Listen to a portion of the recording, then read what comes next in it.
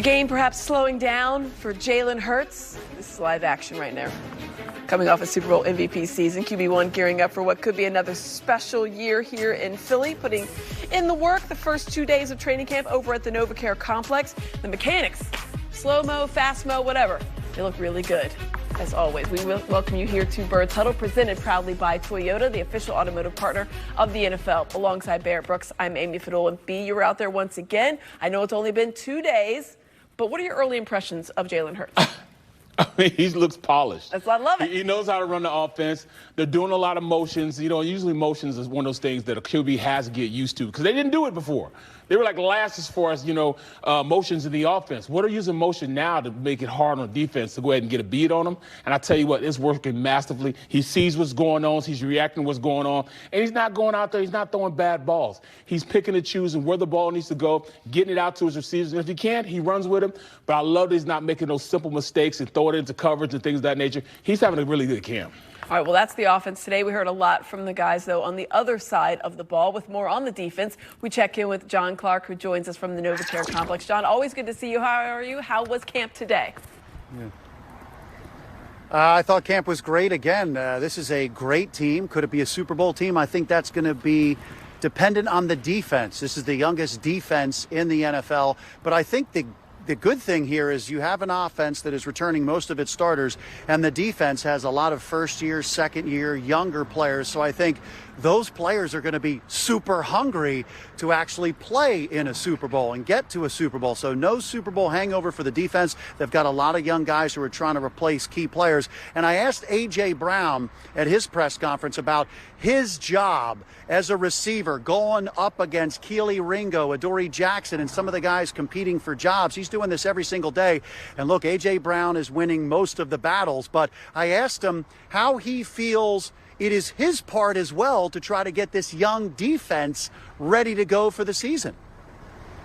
I call him All-Pro Coop, APC, All-Pro Coop, because this is going to be a year for him. I'm not trying to put pressure on him, but, I tell him all the time, I'll make you All-Pro, and that starts in camp, each and every day. First time that he said it to you, did you laugh? Did you think he was serious? Yeah, I thought he was crazy.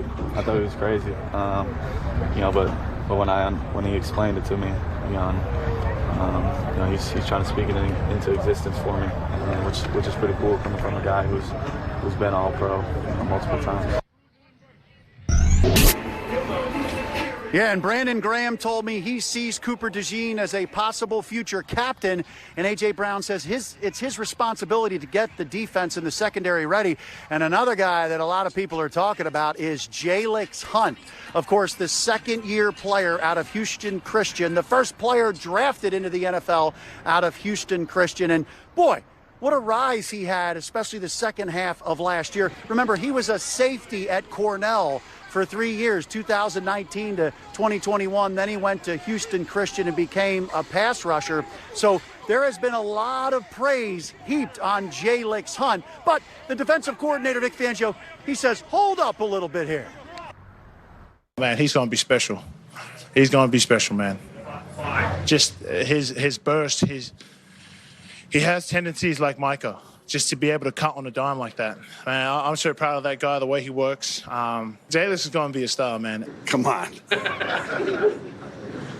I'm just telling you what they said. Did you guys chuckle when they said that? Jalen, to me, the last third of the season into the playoffs, played a lot for us and played good. And we have high expectations for him.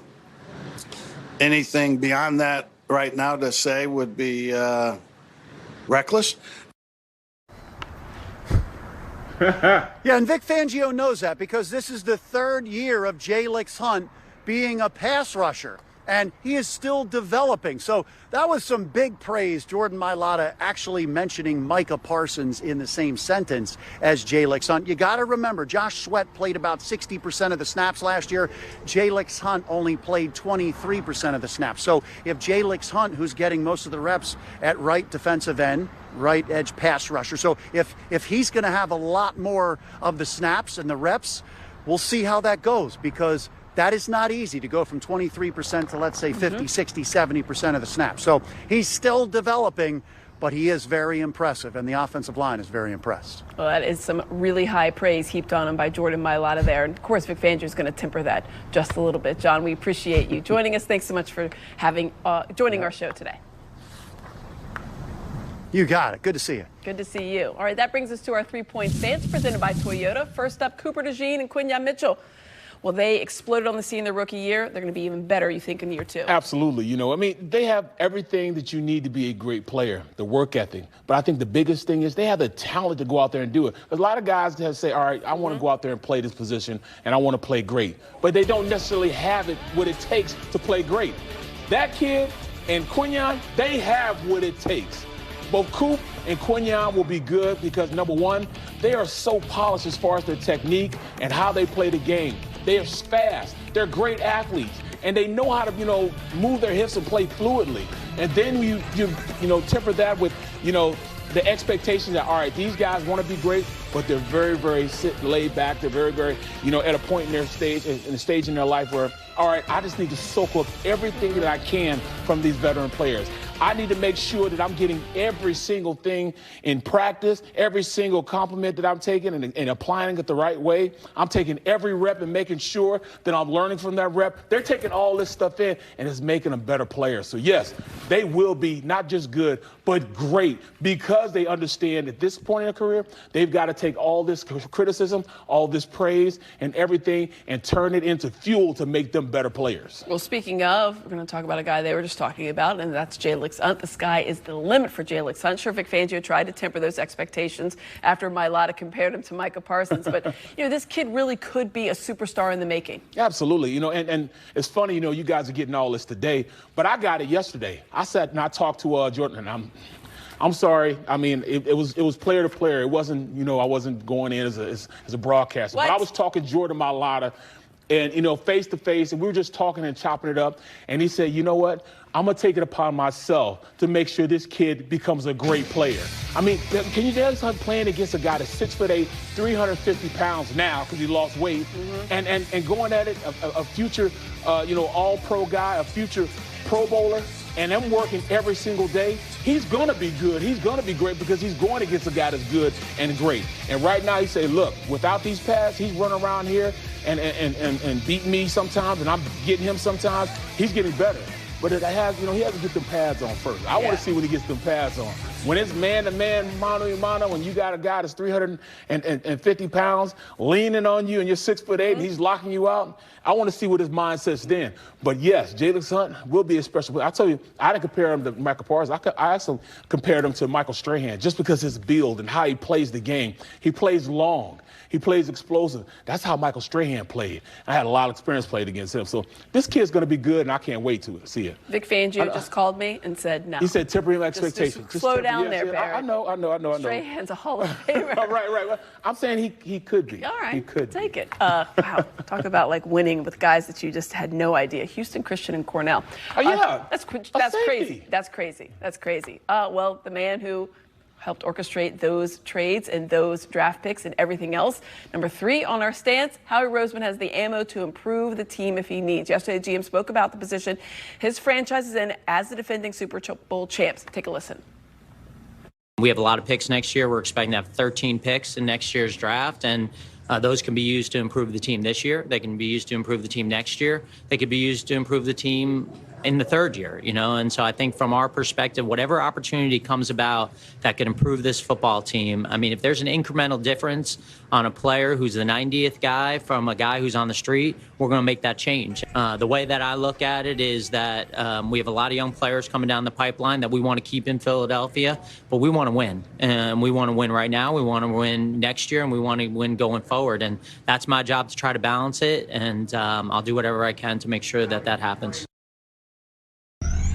All right, he's going to do whatever he can. What do you make of what the GM had to say there, baby? Well, right now he has a plethora of draft picks, and also he has some players that right now probably aren't getting a look that they should be getting because it's so talented. The roster's so talented. I mean, guys like, remember Trevor Keegan.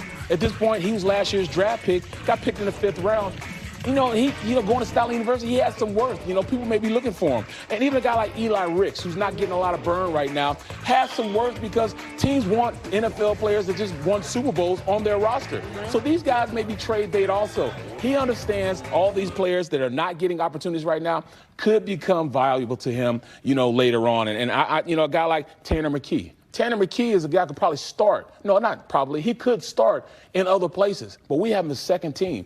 That's a lot of, quality players that can come in and play for somebody else that he can use for trade bait. So, yeah, there's nothing that right now that Howie couldn't do because the valuable players he has on this roster. If there's a will, Howie will find a way. Absolutely. That's how it is. Time for the playbook presented by Supercuts. When we come back, we're going to look at the top camp battles. Plus, Dave Zangaro and Ruben Frank offer their observations from day 2 of training camp. And our 32 teams in 32 days focuses on the Ravens. Will this finally be the year they break through the playoffs? This is Bird's Huddle presented by Toyota, the official automotive partner of the NFL.